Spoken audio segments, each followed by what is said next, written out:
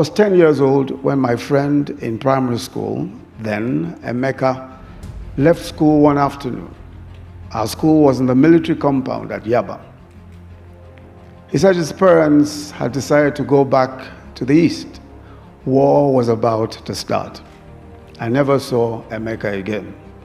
What if we had spent all the resources, the time, and the sacrifice that we put into the war, into trying to forge unity? What if we had decided not to avenge the wrong done to us? What if we had chosen to overcome evil with good? Today, some suggest that we must go back to ethnic nationalities. They say that secession in one form or the other is the answer to the charges of marginalization. They argue that separation from the Nigerian state will ultimately result in successful smaller states. Let me make it clear that I fully believe that Nigerians should exercise to the fullest extent the right to discuss or debate the terms of our existence. Debate and disagreement are fundamental aspects of democracy.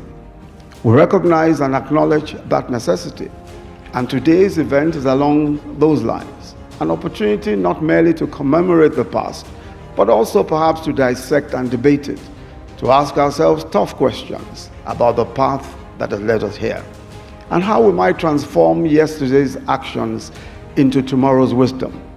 Do we want to spend today reinforcing enmities that arose in the course of the war, or to begin to promote national healing that seems to have eluded us all over these years?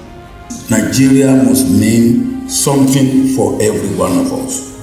If you don't see any reason to hold on to Nigeria, to adore it, to wish it well, then, of course, there isn't much that you would do to achieve what we want to achieve.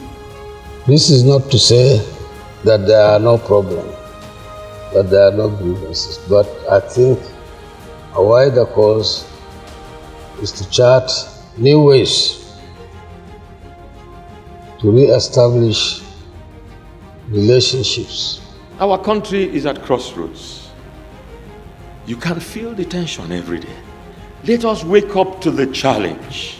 Every part of Nigeria can survive as an independent country, but none of these little enclaves will rival the capacity of a united and reconciled Nigeria.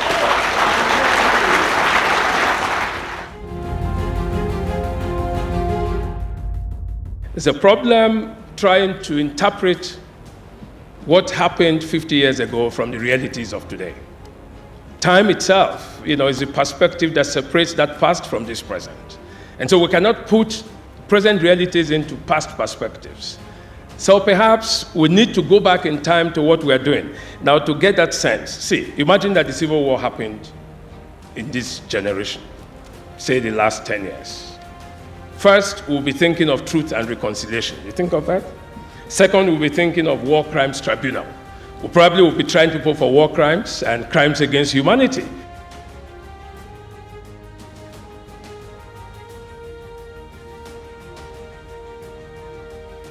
What makes people feel part of a nation is when that nation gives them hope and makes them feel that they matter and that they are part of an identity.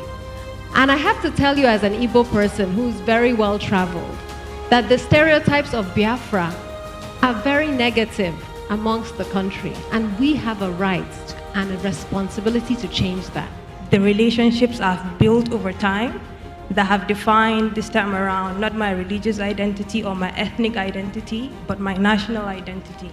The beauty of our generation is that we're not afraid to depart from the past. It means that wars are no longer fought on battlefields. They're fought in the hearts and minds of people. We need to renegotiate the terms of our relationship. And we shouldn't be afraid of that conversation. It can only make us stronger. So I fell on both knees and begged like a fool till she turned and pulled me up into a warm embrace and said, "Dike, will everything be okay in that place?" And I said, "I promise, it will be well with us." And she nodded, "Okay." I'll follow you to Lagos.